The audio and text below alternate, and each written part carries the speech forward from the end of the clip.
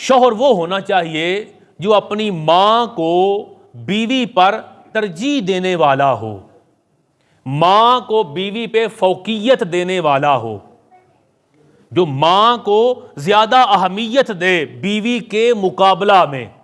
شوہر ایسا ہونا چاہیے. یہ بات بڑی پلے باندھنے والی ہے. میں آپ کو واقعہ بھی سناتا ہوں، لیکن ایک حدیث پاک پہلے سن لیں. مستدرک کے اندر یہ حدیث پاک موجود ہے.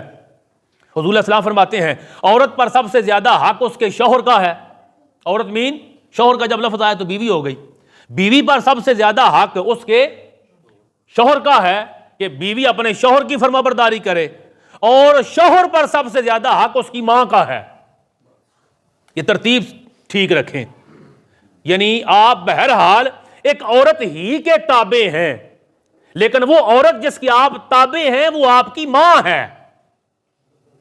عورت سے کہا کہ تو اپنے شوہر کی فرما برداری کر، اور شوہر سے فرمایا کہ تو اپنی ماں کی فرما برداری کر، سوائے اس بات کے کہ ماں کوئی ناجائز کام کرنے کا کہے، ظلم کرنے کا کہے، یا خدا نہ خواستہ شرک کرنے کا کہے، گناہ کرنے کا کہے، تو ان معاملات میں ماں کی فرما برداری نہیں کی جائے گی. لیکن جائز امور میں ماں کی فرما برداری کرے. اس لیے شوہر ایسا ہو جو اپنی ماں کو فوقیت دے، ماں کو ترجیح دے بیوی پر. ماں کے اپنے حقوق ہیں، بیوی کے اپنے حقوق ہیں.